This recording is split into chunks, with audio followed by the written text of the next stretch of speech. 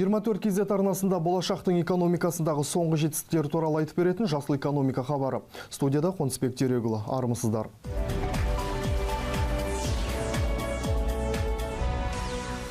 Экспо 2017 халықаралық көрмесінің сәулет байқауында үздік эскиз идеясының жеңімпазы анықталды. Жасыл технологияларды қолданумен ерекшеленген америкалық Эдриан Смит Гордон Джилл сәулет компаниясының жобасы жеңімпаз деп танылды.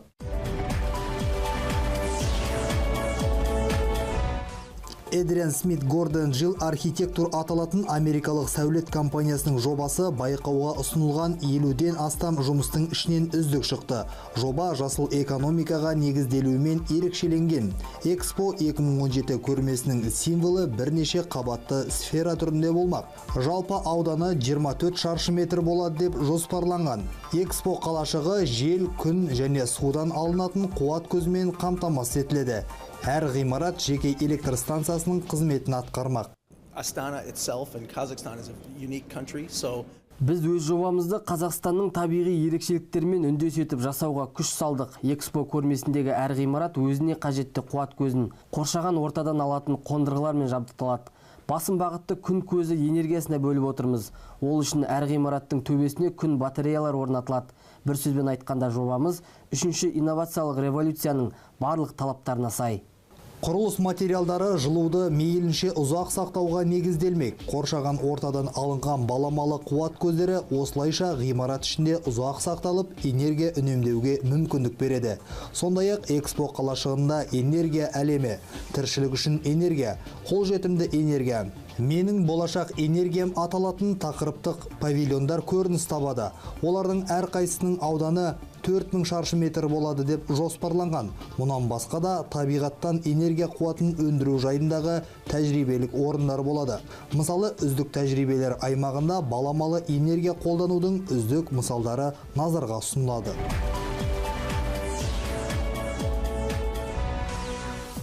Шикізатқа бағынбайтын екінші экономикаға әлем үшінші инновациялық революция арқылы жетуді көздейді. Қоршаған ортадан энергия қуатын алудың сан жолдарын қарастыра отырып, энергиялық тәуелділіктен құтқару, экологиялық тазалыққа әкелуді көздейтін үшінші инновациялық революция еңбегінің авторы Джереми Ривкин Астанаға ат басын тіреді.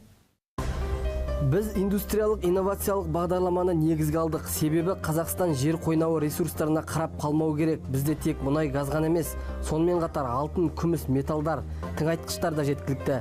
Бірақ олардың бағасы құбылмалы. Қазіргі оңтайлы кезде батыстағы технологияларды көбірек сатып алуымыз қажет. Алайда олар озық техникаларын оңайлықпен бере салмайды. Өзіне өзі бәсекелес жасауға кім мүдделі? Сондықтан жаңалықтарды осы жерде өзіміз табуымыз керек. Өзіміз шығарып, инновацияларды осы жерде табуымыз шарт. Аталған индустриялық революцияға керекті білімді, ғылымды елімізде шығаруымыз тиіс. Үшінші индустриялық революция негізгі 5 бағыттан тұрады. Біріншісі күн, жел, су, мұхит толқындары, биомасса, геоматериалды энергия, жаңартылған энергия көздері. Екінші электр энергиясын өндіретін ғимараттар құрылысы. Үшінші энергияны сақтаудың сутегілік және басқа да технологиялары. Төртінші смарт грид технологиясы немесе энергетикалық интернет электр энергиясын өндірушілер мен тұтынушылардың іс-әрекеттерін үйлестірудің ақылды жүйесі. Бұл тұрғыда әр үй кішігірім қосалқы электр станциясына айналуы мүмкін.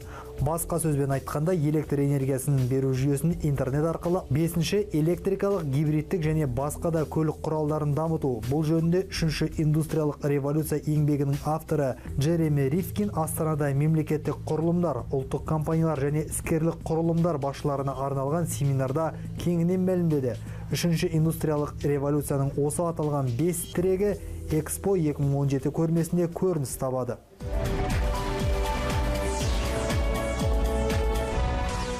Еліміздің электроэнергия тасымалдау саласындағы жетекші компанияларының бірі Еуразиялық энергетика корпорациясы. Компания өндіріс технологияларын үнемі жаңғыртып отыруды көздейді. Экологиялық бағдарламасы негізінде энергия үнемдеу, өндіріске қажетті су мөлшерін тиімді пайдалану жоспарларын жүзеге асыруды қолға алған.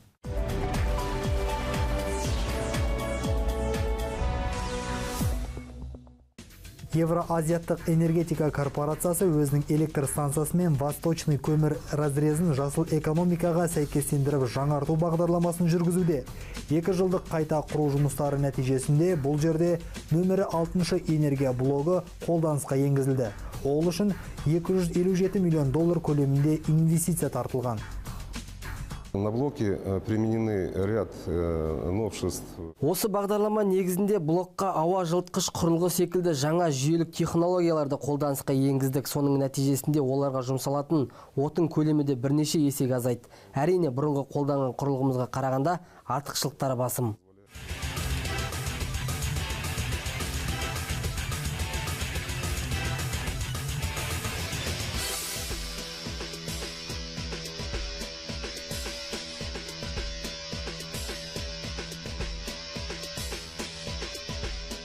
Если удельный расход Бұрынғы блокқа 1 киловатт энергия үшін 370-380 грамм көмір жұмсайтынбыз. Ал жаңа технология арқасында ол шығынды 335 граммға дейін азайттық. Бұл біз үшін үлкен үнем.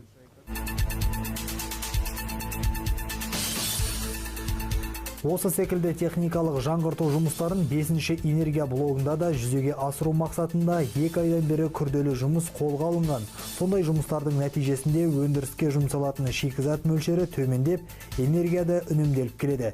Энергия станциясынан шығатын су тазалығын арнайы мамандар жіті қадағалап отырады. Жаңғырту кешенінің бір тиімділігі атмосфераға таралатын зиянды қалдықтар мөлшері азаяды. Жаңа электрлі сүзгі өндірістен бөлінген күлдің 99,7%-ын алып қалады. Бір ғана электрлі сүзгі 1 жылдың ішінде ауаға тарайтын күл мөлшерін 7 тоннаға дейін төмендетеді. Ал Восточный көмір разрезін айтатын болсақ, бұрын бұл жерде тасу шығару жұмыстары дизельдік отынмен жүзеге асырылатын болса, қазір электр энергиясына көшірілген.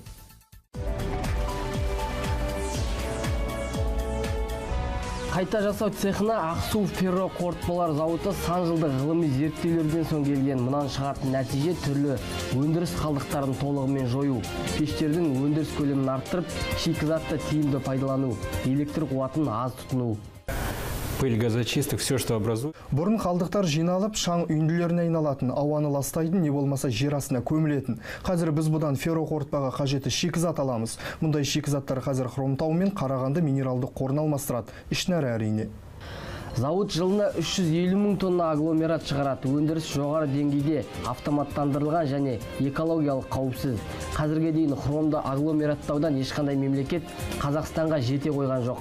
Зауыттан шығатын зиянды газдар ауаға 99%-ға тазартылып шығарылады. Ақсу зауыты 40 жылдан бері сақталған қалдықтарды да осындай жолмен пайдаға асырып жатыр. Тек Павлодар облысында ғана емес, басқа мемлекеттерде қамтуда. Ұнтақтау сұрыптау кешенінің жылдық қарқыны 1 миллион тоннаны құрайды. Цехи переработки. Бұл жерде қалдықтар гравитациялық тәсілмен өндіріске түседі. Өндірістен соң өзімізге қажетті қайтарымды қалдықтар немесе металды концентраттар деп аталатын шикізат аламыз. Оның құрамында қажетті жетекші элементтер сақталады. Сонымен қатар құрылыс саласында кең қолданысқа ие қиыршық тастар шығарамыз. Ақсу ферроқорытпа зауытында экологиялық қауіпсіздікті аяғына дейін сақтау жолға қойылған. Қоршаған ортаны қорғау өндірістен тыс тасымалдау кезінде де сақталады. Ол үшін ферроқорытпа өнімдері арнайы ауа кірмейтін қаптамамен тасымалданады. Жаңа кешенді жүзеге асырумен ауқымын кеңейтуге шамамен 500 миллион теңгедей қаржы жұмсалған. Ферроқорытпа өндірісі энергия қуатын мейлінше көп қажет етеді. Зауыт жылына 6 миллиард киловатт энергия көзін жұмсайды. Десек те энергия қуатын үнемдеуді көздейтін арнайы бағдарлама жүзеге асырылуда. Если раньше было просто энергообследование, оно, в принципе... Бұрын тек энергия қуатының жұмсалуы қадағаланатын болған. Бұл қазақстандық барлық кәсіпорындарға тән. Ал аталған сертификат жаңа технологияларға әрдайым сүйенуге міндеттейді. Сондай-ақ электр қуатын аз пайдаланудың жолдарын қарастырады. 16 түрлі шарадан тұратын табиғатты қорғауға арналған арнайы бағдарламаға 1,5 миллиард теңгедей қаржы жұмсау көзделген. Қазіргі уақытта кәсіпорында газ тазарту кешенінің құрылысы қолға алынған. Жоба жүзеге асса, ауаға тарайтын шаң мөлшерін 2 есеге дейін кемітпек. Хабарымыз осымен аяқталды. Әр аптада 24 KZ арнасынан жасыл экономика хабарын көріңіздер. Қоршаған ортаға қамқорлық етудің қаншалықты тиімді екенін хабар арқылы біле аласыздар. Есендікті жүздескенше назарларыңыз бізде болсын.